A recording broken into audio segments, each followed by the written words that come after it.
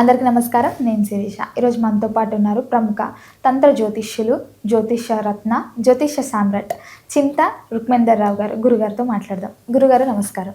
మాతృదేవ భవ, పితృదేవ భవ, ఆచార్య దేవ భవ. ఓం నమో మాందేశ్వరాయ. గురుగారు, చూస్తుండగానే ఈ 2025 సంవత్సరం అయిపోయింది. సో మనం 2026 నూతన సంవత్సరంకి అడుగు పెడుతున్నాం. సో ప్రతి ఒక్కరికి ఉండేదే ఆశగా ఈ సంవత్సరం మనకు ఎలా ఉండబోతుంది, ఏం జరుగుతుంది, ఎలాంటి జాగ్రత్తలు తీసుకోవాలని. సో ఈ 2026లో ద్వాదశ రాశులైన మొదటి రాశి అయిన మేషరాశికి ఎలా ఉండబోతుంది అంటారు, ఎలాంటి జాగ్రత్తలు తీసుకోవాలంటారు, తెలియజేయండి గురుగారు. ఈ 2026 సంవత్సరం ఆంగ్ల సంవత్సరం అంటే ఇంగ్లీష్ సంవత్సరం ద్వాదశ రాశులకు ఎలా ఉంది మనం చెప్పుకునే ముందు మేషరాశి వాళ్ళకి ఎలా ఉంది అని మనం ఆలోచిస్తే, ఈ మేషరాశి వాళ్ళ గురించి మనం చెప్పుకోవాలంటే వీళ్ళు చాలా దూకుడైనటువంటి రాశి. చాలా వేగం, ఎవరేం చెప్పినా వేగంగా నమ్ముతారు.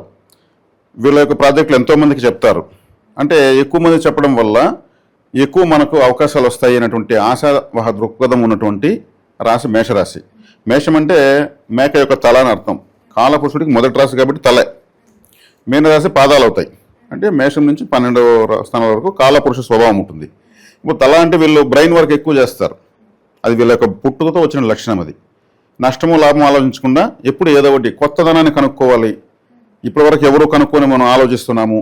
ఇప్పుడు డిఫరెంట్ క్యాలిక్యులేషన్స్, ఇలా చేస్తే ఇంత వస్తుందా, ఇంత చేసి ఇది జరుగుతుందా అని ఎక్స్పెరిమెంటల్గా ఆలోచించే వాళ్ళు మేషరాశి వాళ్ళు. ఎందుకంటే వాళ్ళ తల బలమైంది. అంటే తల బలంగా ఉందంటే బుర్ర బాగుందని అర్థం. కానీ వీళ్ళకు దాని ఆశించిన ఫలితాలు రావు. వీళ్ళకేనంటే వీళ్ళు సమర్థుడికి చెప్తారు, అసమర్థుడికి చెప్పేస్తారు అన్ని విషయాలు. వీడికి చెప్పడం వల్ల మనకు లాభం నష్టం ఆలోచించరు. ఎవరిలో ఏముందో, ఎవరికి చెప్తే ఏ బెనిఫిట్ జరుగుతుందో అనే విధంగా చెప్తూ వెళ్తారు. అది మేషరాశి వాళ్ళ యొక్క సహజ స్వభావం. అది మంచి క్వాలిటీనే. ఇంకొకరు వీళ్ళ ఐడియాలు తీసుకుని కూడా చాలామంది బెనిఫిట్ పొందుతారు. మళ్ళీ వీళ్ళకి గుర్తింపు ఇవ్వరు. అది వాళ్ళే కనిపెట్టినట్టు అనుకుంటూ ఉంటారు. వాళ్ళకి వీళ్ళకున్నంత బ్రెయిన్ ఉండదు. కానీ వీళ్ళ తీసుకున్న ఐడియాలు వాళ్ళు మెటీరియల్ చేసుకుంటూ ఉంటారు. అట్ ది సేమ్ టైం వాళ్ళు ఫెయిల్యూర్ కూడా అవుతారు. వీళ్ళేమంటే దాన్ని ఎలా చేయాలి, సమస్య వస్తే ఎలా ఎదుర్కోవాలనేది రెండు ఉంటాయి. వీళ్ళు సమస్యకు పరిష్కారం కూడా కనుక్కున్నట్టు వాళ్ళు సక్సెస్. ఫార్ములా మాత్రం విని వీళ్ళు మాట్లాడి వాళ్ళు చేశారంటే వాళ్ళకి సమస్య రాకుండా ఉండదు, ఫెయిల్యూర్ అవుతారు.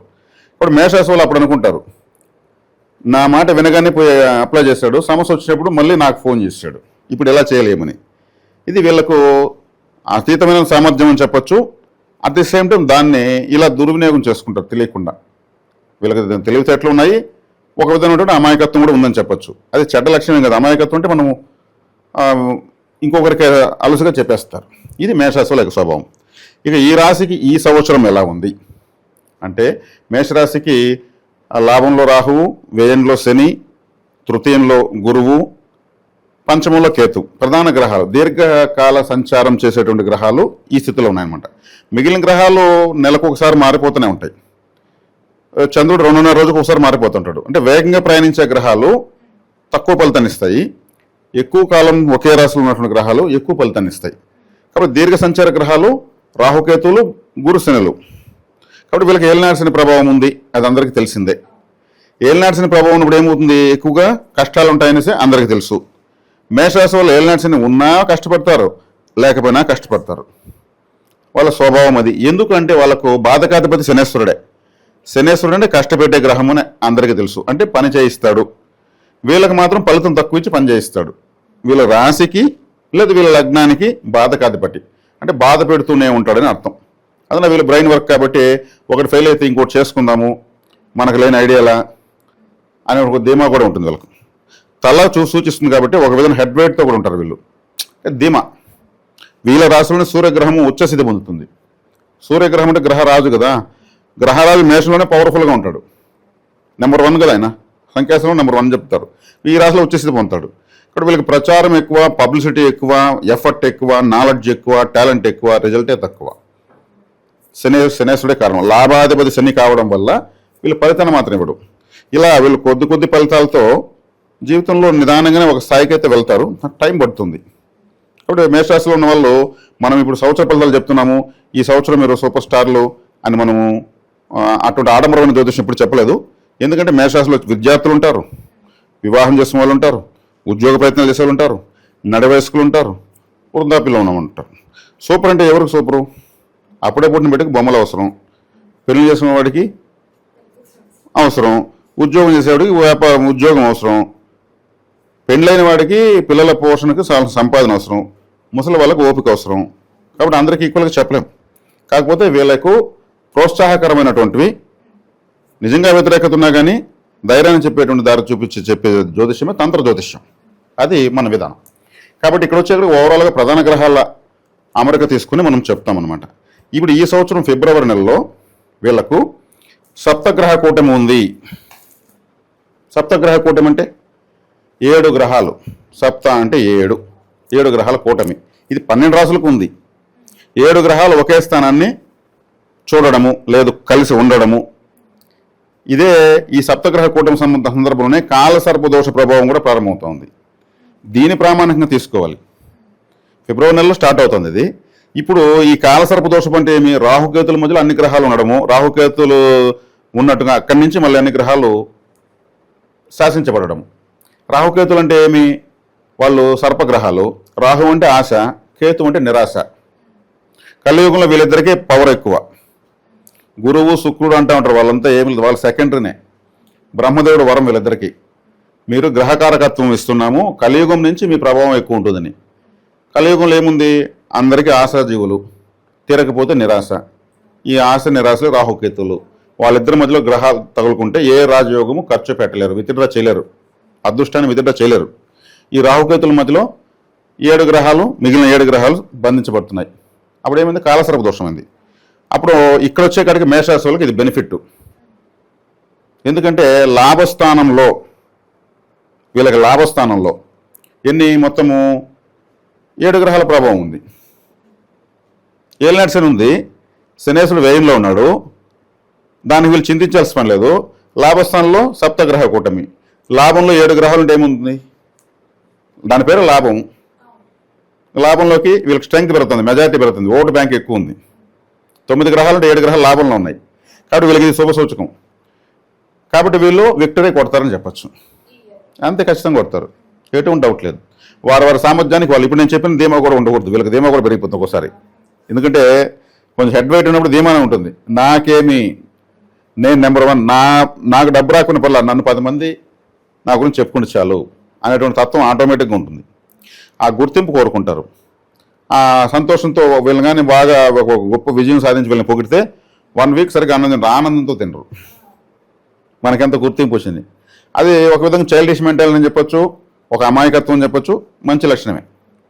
కాబట్టి వీళ్ళకి 11వ స్థానంలో 7 గ్రహాల ప్రభావం ఉంది కాబట్టి వీళ్ళకు మంచిది.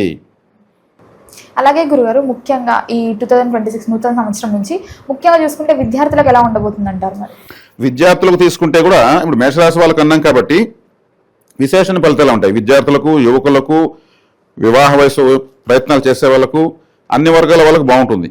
ఎందుకంటే సప్తగ్రహ కూటమి వచ్చినప్పుడు ప్రపంచ అరిష్టాలు జరుగుతాయి, ప్రపంచంలో విపరీతాలు జరుగుతాయి. లాస్ట్ ఇయర్ అంతా కూడా కరోనా సమయాల్లో కూడా ఈ షష్టగ్రహ కూటములు, సప్తగ్రహ కూటములు, సూర్యగ్రహణాలు, చంద్రగ్రహణాలు కంటిన్యూగా వచ్చి ప్రపంచం అతలాకుతలమైంది. కరోనా అంటే అదొక ప్రపంచ యుద్ధము, ఒక దేశం పైన ఇంకో దేశం దాడి చేయడము. కానీ అన్ని దేశాలపైన కరోనా దాడి చేసింది. అందరూ కూడా ఇండ్లకి వెళ్ళి దాక్కున్నారు. అది ప్రకృతి విపత్తు. ఇటువంటి విపత్తులు వచ్చేందుకు కారణం ఉంది.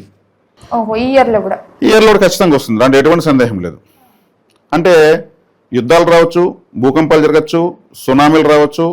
అంటే విపరీతమైనటువంటి జన నష్టము, ధన నష్టము ఏదైనా జరగచ్చు. విపత్తుల సంవత్సరంగా కూడా చెప్పచ్చు దీన్ని. ఎందుకంటే అవకాశం ఉంది. ఎందుకు 7 గ్రహాలు ఒకే రాశికి చూస్తున్నప్పుడు ఒక చిన్న ప్రాంతంలో, ఒక చిన్న గ్రౌండ్లో, లేదా ఒక చిన్న బస్ స్టాండ్లో ఓల్వో బస్సులు చాలా లాంగ్ ఉంటాయి. ఇవి చిన్న బస్ స్టాండ్, ఒక 7 బస్సులు దూరేసాయి అనుకోండి, ఏది బయటకు రావాలో ఏది లోపల పోలో అన్ని హార్న్లు కొట్టుకుంటూ ఉంటాయి. కన్ఫ్యూజ్, అందరూ ఎక్స్పర్ట్ డ్రైవర్స్. అంత హైవేలో కన్ను మూసి తెరిచేలోగా ఎక్కడో వెళ్తాయి, 150 కిలోమీటర్స్ స్పీడ్ కూడా పోతాయి అవి. అటువంటివి ఎటు పోలేక ఉక్కిరి బిక్కిరి అవుతుంటే ఎలా ఉంటుంది? అది సప్తగ్రహ కూటమి అంటే. గ్రహాలన్నీ ఒక రాశిలోకి వచ్చేస్తాయి, 30 డిగ్రీస్లోకి వచ్చేస్తాయి. అప్పుడు ఏమవుతుంది? అవి ఇట్లా పోతే ఒకరు తగులుతారు, ఇట్లా పోతే ఒకరు తగులుతారు.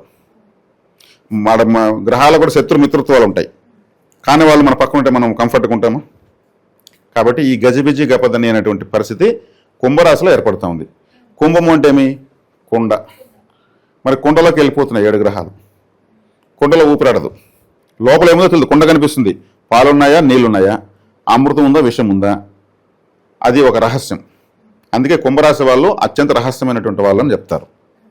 కుంభరాశిలోనే యోగులు పుడతారు, వాళ్ళు రహస్యంగా మేము సాధన చేస్తుంటారు. కాబట్టి ఆ రాశిలోకి 7 గ్రహాలు వస్తున్నాయి, కాలసర్పదోష ప్రభావం ఉంది, సప్తగ్రహ కూటమి ఇంతా ఉంది. కాబట్టి ఇది ప్రపంచ విపత్తును తెలియజేసేటువంటి సంవత్సరంగా కూడా చెప్పొచ్చు. మేషరాశి వాళ్ళకి లాభస్థానమైంది కాబట్టి బెనిఫిట్ వీళ్ళకు. అక్కడ అలా జరిగిందంట, ఇక్కడ ఇలా జరిగిందంట వీళ్ళు చెప్పుకుంటూ ఉంటారు, వీళ్ళకేం జరగదు. ముఖ్యంగా గురుగారు, మరి ఎవరికైతే సంతానం లేదో వారికి సంతాన యోగం ఉందంటారా ఈ ఇయర్లో? ఖచ్చితంగా ఉంటుంది, సంతాన యోగం అయితే ఉంటుంది. వీళ్ళకు ఈ కాలసర్పదోష ప్రభావంలో సంతానం కలిగితే, అంటే అదే కాలసర్పదోషంతో పుడతారు కదా, కాలసర్పదోషం నడిచేటప్పుడు ఆ జాతకంలో కాలసర్పదోషంతో పుడతారు. సో వాళ్ళ పిల్లలకు కూడా ఉంటుంది అది? ఖచ్చితంగా ఉంటుంది. కాలసర్పదోషంలో ఇప్పుడు వీళ్ళు వివాహం చేసుకోవడం బెటరు. వివాహం చేసుకుంటే వీళ్ళకి 9 నెలల తర్వాత మళ్ళీ పిల్లలు పుడతారు. అప్పుడు కాలసర్పదోషం గ్రహాలు జరిగి వెళ్ళిపోతాయి కదా. సో అప్పుడు ఉండదా వాళ్ళకి దోషం? వాళ్ళకు ఉండదు, గ్రహాలు కాలసర్పదోషం వీధిలో వెళ్ళిపోతాయి. ఇప్పుడు ఒక 7 నెలలకు ముందు పెళ్లి చేసుకునే వాళ్ళు 9 నెలలు డెలివరీ అవుతుంది కాబట్టి ఫిబ్రవరి తర్వాత పుట్టిన పిల్లలకు కాలసర్పదోషం ఉంటుంది. అంటే ఇక్కడ ప్రకృతి తెలియజేస్తూ ఉంది, ప్రెగ్నెన్సీ కన్ఫర్మ్ అయినాక ఎన్ని నెలలు పుడతారు? 9 నెలలకు. 9 నెలలకు పుట్టినప్పుడు వాళ్ళు 9 నెలలకు ముందు కాపురం చేస్తుంటారు, ఆ లెక్కాడికి వచ్చి తేలుతుంది. అప్పుడు పుట్టే వాళ్ళు ఎట్టుంటారు అంటే రాబోయేటువంటిది డెలివరీ అయ్యే సంవత్సరం మన నెలలో గ్రహాలు ఎక్కడున్నాయో చూసుకొని కాపురం చేసుకుంటే మంచిది. అలా అందరూ చూసుకోగలరా?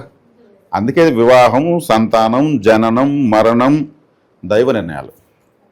ఎవరు ఎప్పుడు పుట్టాలి, ఎప్పుడు చనిపోవాలి, ఎవరికి ఎప్పుడు పెళ్లి కావాలి, ఎవరితో కావాలి, ఇవన్నీ దైవ నిర్ణయాలు.